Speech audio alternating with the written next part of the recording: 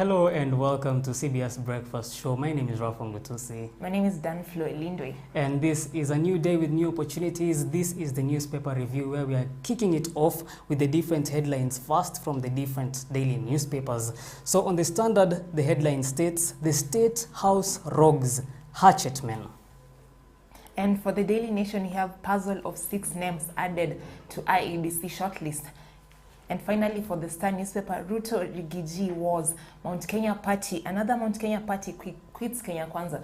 Today we're having very different headlines. Yes. They're not similar like for other days. Yeah. And yeah, it's a good thing.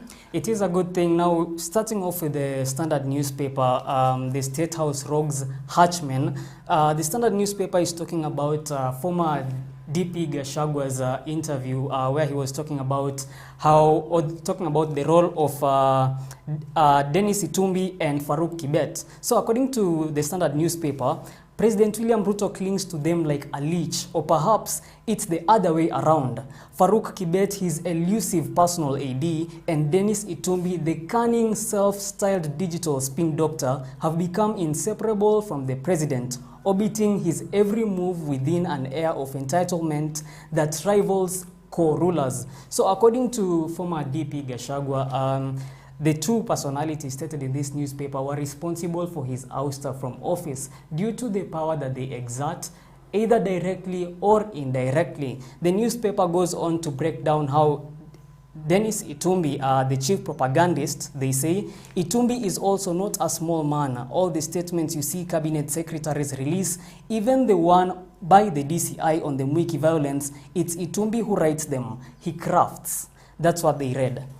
When I was having a private meeting with President William Ruto, the president was not comfortable with the subject matter. He used to text Itumbi, who would appear from nowhere and inform the president to leave for another engagement. So we are saying this is what the former DP is also stating about the people surrounding President William Ruto, and we're waiting to see how this story develops. Will we get to hear the feedback from the president on these claims, or will Dennis Itumbi and Farouk Kibet also continue to communicate on what is happening? Also, I think the former deputy president is proving to be a hard man to forget. Mm-hmm. You know, even after his impeachment, you're still seeing him making headlines, top stories. Like this is an interview he did on Monday night, yes, and it's still making headlines on Wednesday. Yes. So a hard man to forget, the truthful man. Yeah, truthful man. You can, if you want to find that story, you'll find it on page 3 of the Standard newspaper.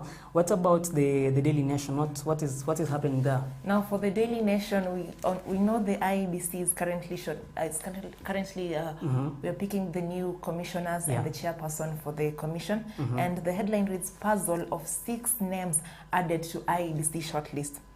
So initially, so the dailies say, at a glance, on March 14th, the selection panel published a shortlist of 11 people for position of chairperson and 105 people for members of the commission. On the same day, it published an addendum of 2 candidates for the position of chairperson and 26 for members. On March 25th, the team republished the shortlisted candidates for the position of members of the commission, including the 6 names. So these 6 persons were not there. They were not shortlisted to be interviewed. But now we are seeing their names out of nowhere. And you know, experts are questioning, will this bring about, maybe people will oppose this, the people that will be elected in the long run because of this interference. So among the 6 people that have been added to the shortlisted candidates, is Hassan Nur Hassan. He's a former chief administrative secretary and long-serving provincial administrator. We also have Jibril Maalim Mohammed, Michaels Ben Olieo, and Charles Kipyegon Mutai. Number 5, we have Stephen Kibet Ngeno, and finally Joel Muta Daniel.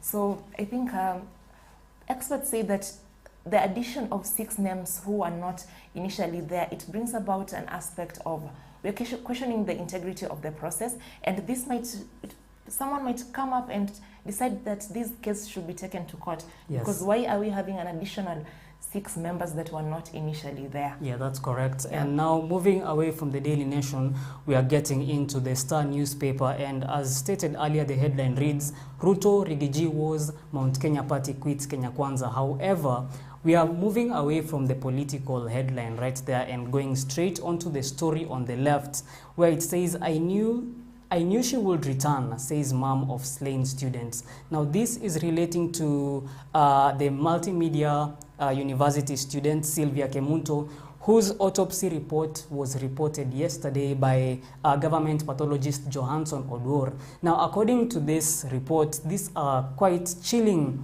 revelations that were revealed yesterday. According to this story, Sylvia Kemunto was in her house, washing her clothes before the ex-boyfriend approached. Now, the ex-boyfriend is the main suspect in this murder case, and they have been having relationship challenges.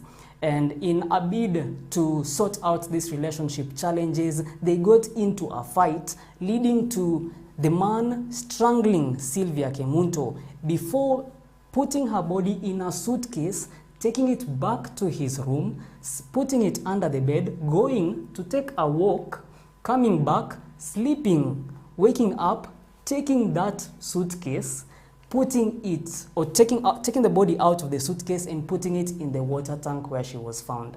Now, those are the results that were released yesterday. This is violence is also increasing in the country. Both of these are first-year students.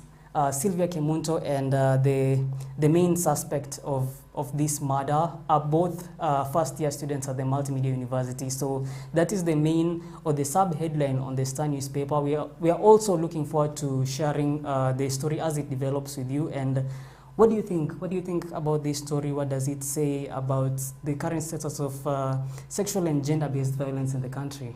I think as an alumni of Multimedia University, it's chilling to see that my former school is now in the headlines and for the wrong purposes, you know. Also, it's a call to university students.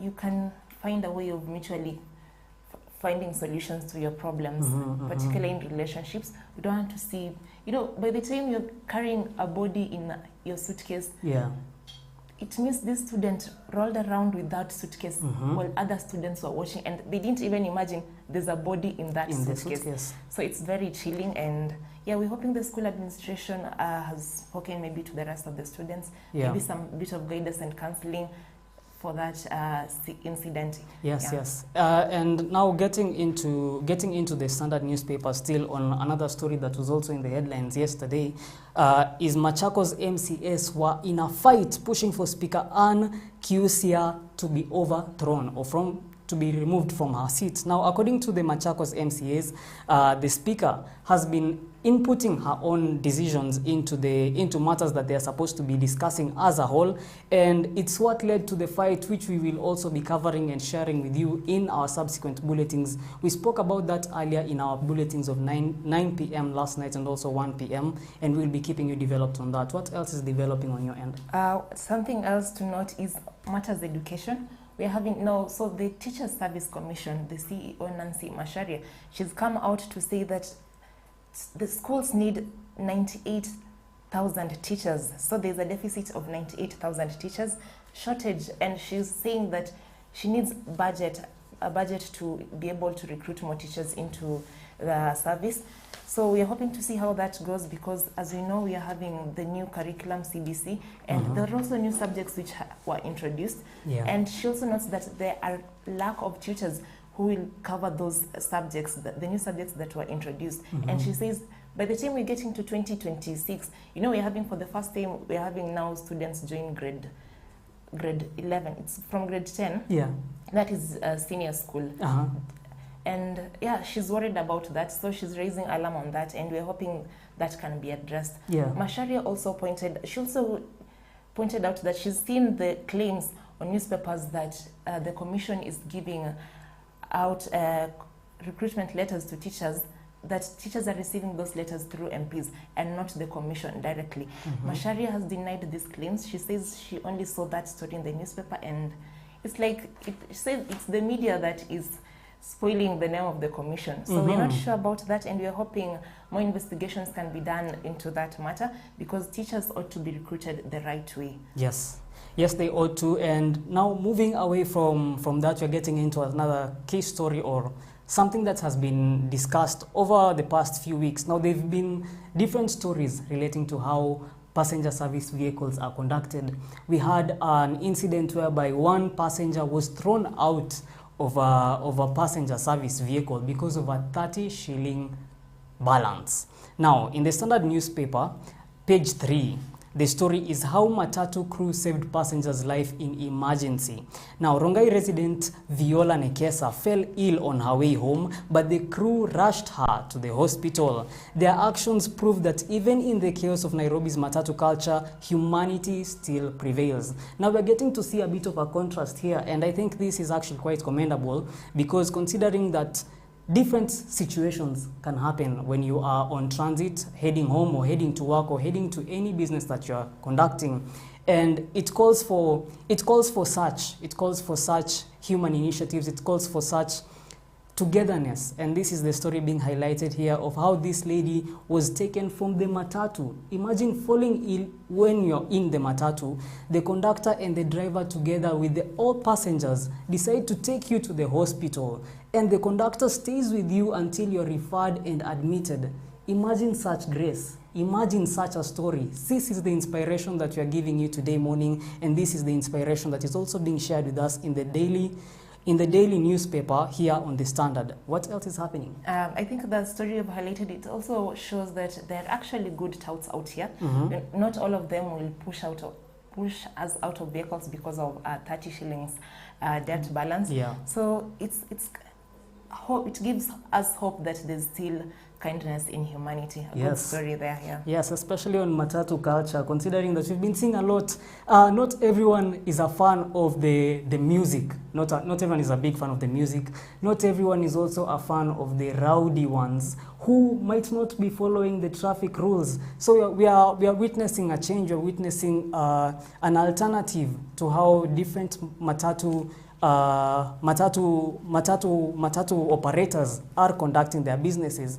So getting deeper into the Standard newspaper, we are also getting the breakdown now of how Itumbi and Kibet are the ones calling shots in government. It's not the first time that we've had claims of how Farouk Kibet, the personal assistant of President William Ruto, is the one pulling the strings behind the scenes. According to Aden Duale in 2024, the cabinet ministers actually fear whenever they see Farouk Kibet in the hallways. So it's an interesting revelation by former DP Gachagua on this story. It is one that we will also be keeping you up to date on, and also communicating as it unfolds. Also, another key story to highlight is Muturi's security personnel has been withdrawn. So as we know, Justin Muturi, the former public service, yes, he also served as the National Assembly Speaker some time back. And after his retirement as the National Assembly Speaker, he is entitled to 2 security personnel as part of his retirement package. Yes. But now we are seeing the security personnel withdrawn, mm-hmm. and Muturi has responded to this. Actually, he said he won't cower. Mm-hmm. He will still continue calling out the government on any ills he notices. Yeah. So we're hoping to see how that progresses, but also to note that President William Ruto now has 2 people mm-hmm. Who are actively calling out anything they feel is wrong in the government. That mm-hmm. is Justin Muturi and former Deputy President Rigathi Gachagua. Yes. And now into matters health. There is a cholera outbreak, with Migori County being the worst hit area so far, with 53 reported cases so far. In Nairobi, we also have 12 cases so far. This is currently the health crisis going on in the country on cholera. So please watch out, boil the water that you're drinking, just keep safe, and also look out for the symptoms of cholera. We will be bringing you a better and more developed story on the outbreak and how many people have been affected so far. That is on Matters Health. Also, back to Ruto. So recently we saw him reshuffle some positions, particularly leadership in positions in parastatals, mm-hmm. and we saw him remove Irungu Nyakera from being the chairman of the board of KICC. Mm-hmm. So today in the dailies for the Star newspaper, a party associated to Nyakera has actually withdrawn from the Kenya Kwanza coalition. That is the Farmers' Party. Mm-hmm. And they've accused the president of dishonesty. Again, another day we are seeing the top stories with someone claiming that the president, questioning the president's integrity. So this is actually a second party that is withdrawing from the Kenya Kwanza coalition. Yes. Also note that this comes just barely 3 days after the president had a successful tour in Mount Kenya. Despite this, we are seeing it's like allies are pulling out of his coalition. So we're hoping to see how that progresses. Will the mountain still support President William Ruto, or has President William Ruto lost the favor of the mountain? That is correct. And now, still on matters the mountain, former DP Gachagua stated during his latest press briefing or press interview that when it comes to President William Ruto and his mountain tour, he can call himself the king of the mountain. However, the real king of the mountain is known. And also the former DP stated that the people of the mountain are very business-oriented people, and therefore the president should not be shocked by the size and the magnitude of people who appeared during his rallies, considering that, or stating that, or adding that the people were also hired and paid about 8,000 Kenyan shillings. This is for the women who were seen performing for President William Ruto. Okay, and also another key story to highlight, the weather. So today has been a chilly morning. I think it started raining last night. Yes. But so according to the Meteorological Department of Kenya, the rains are expected to persist in some parts of the country. And so this is from 8th, that's the weather reading they gave from 8th to 14th of March. Yeah. So some parts, Met said isolated heavy rainfall may occur in parts of central highlands, the western Kenya, northwestern and northeastern regions. So please carry your umbrella, keep warm. Yes, yes. Also remember there's a cold going on out there, an influenza outbreak, and it does not respond to antibiotics. Yes, yes, these are the current developments. Please keep warm. Please watch out for yourself during this weather as it gets colder and chillier, especially during late in the evening and very, very early in the morning. Now, getting into a story that we have also highlighted both in our 9 p.m. bulletin last night and in the morning's bulletin is on the Makadara building in Mombasa.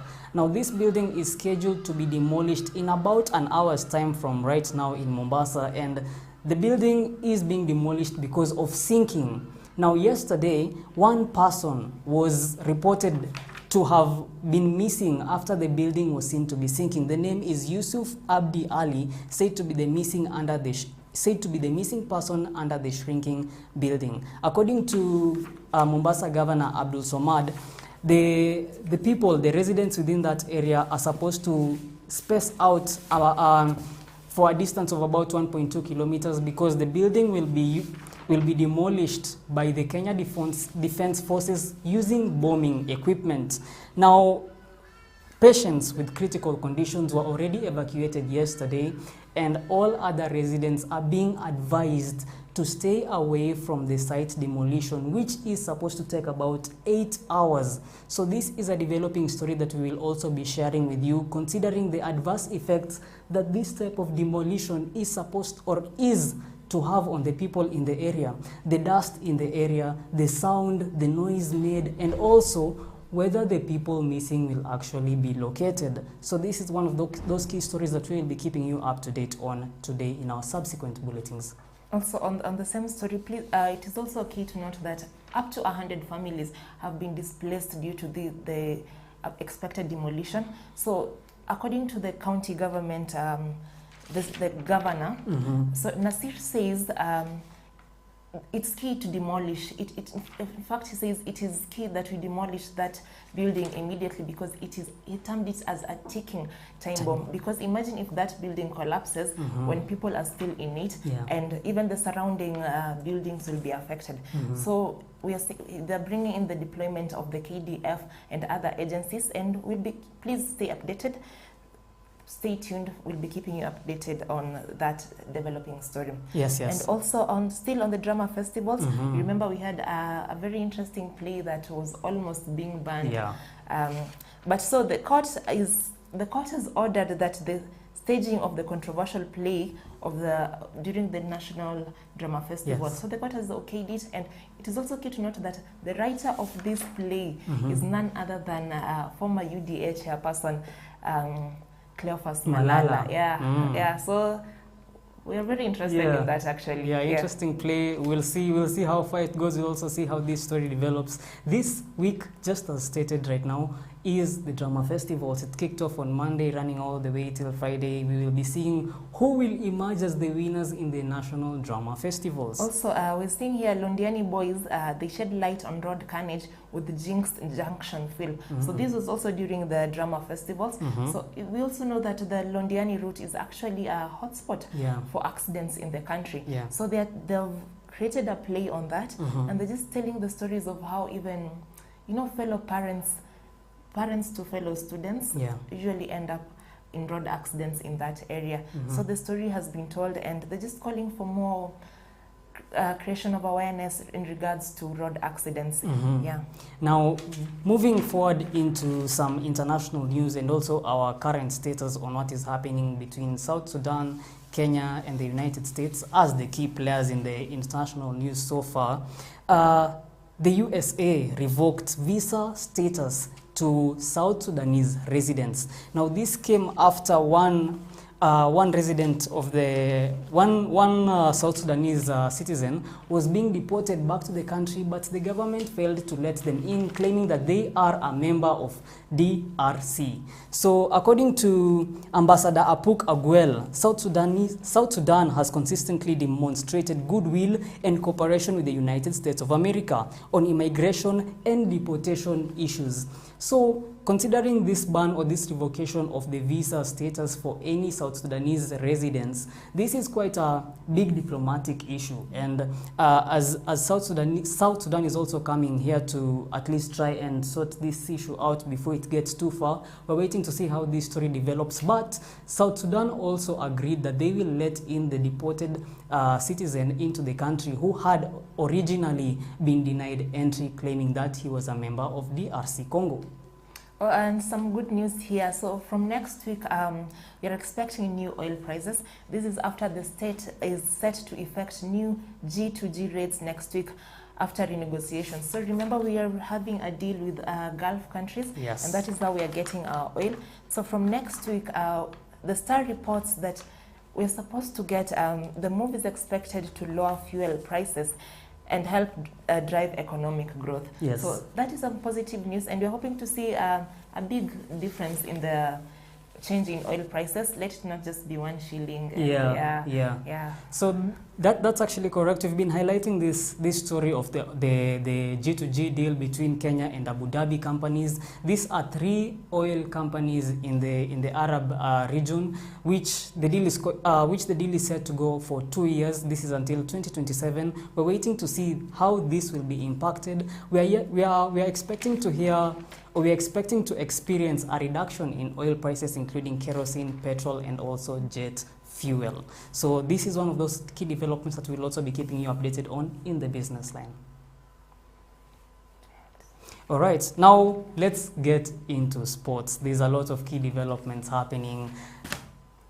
Arsenal fans are everywhere. They're very excited about the game that was held yesterday at 10 p.m. where Arsenal won 3-0 against Real Madrid. Now, this comes after different games have been hosted throughout the week. We're waiting to see how this story develops, but it's a good morning. It's definitely a good morning for all Arsenal fans, that's for sure. Also, I had just forgotten, I'm just seeing this. Remember the Gates Foundation? It usually works closely with Kenya, but it's like they are removing their offices from Kenya. So remember during, I think it was last year, the Gates Foundation was here in Kenya, and there were calls for GMO to be part of our production.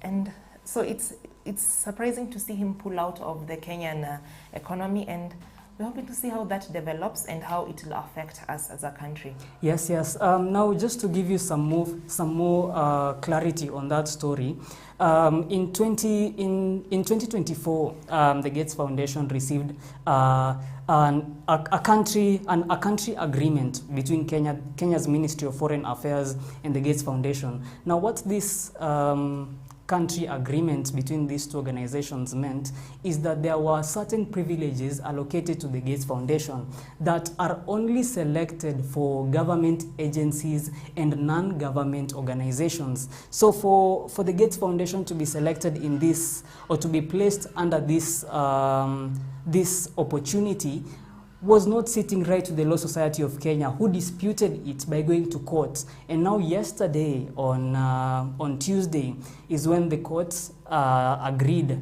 that the Foreign Ministry and also the Gates Foundation had come together to decide to mutually stop the agreement, meaning that all Gates, or all foundation members of the Gates Foundation, will no longer receive the privileges that were accorded to them due to this agreement that was made before or without intervention from the Law Society of Kenya or from the legal authorities involved. And I think Kenyans actually found that alarming because he's not a government agency. Yes. The Gates Foundation is not a government agency. Yeah. And Kenyans basically questioned why would he get such immunity, such protection in the Kenyan soil.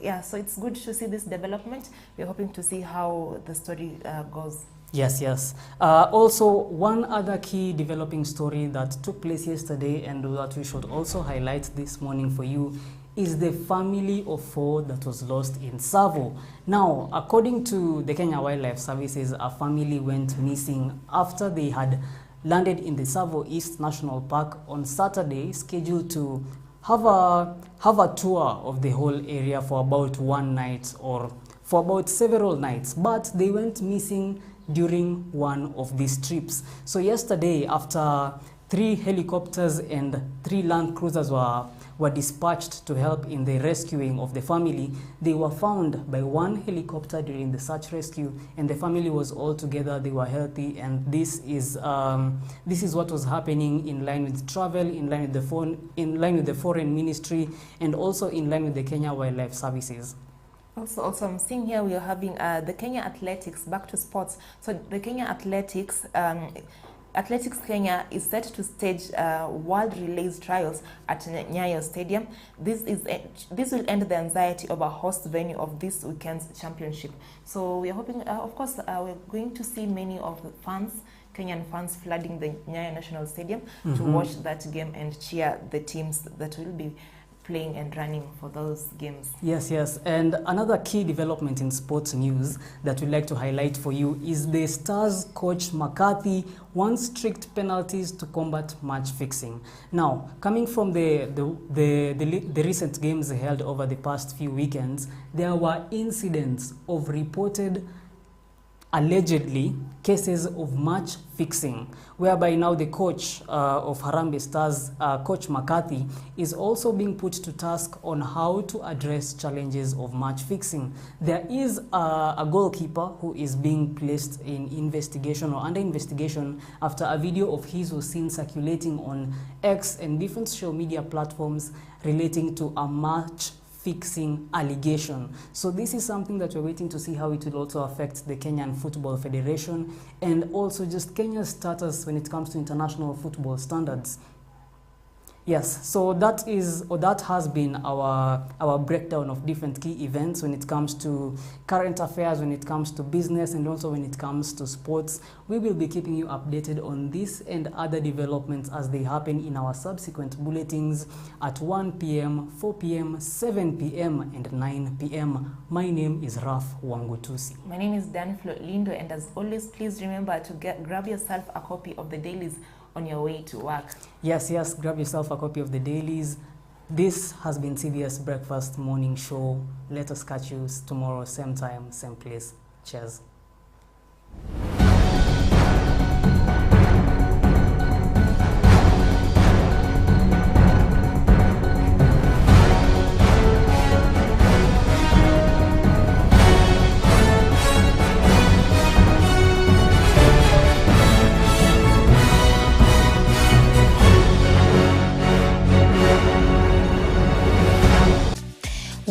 to competitive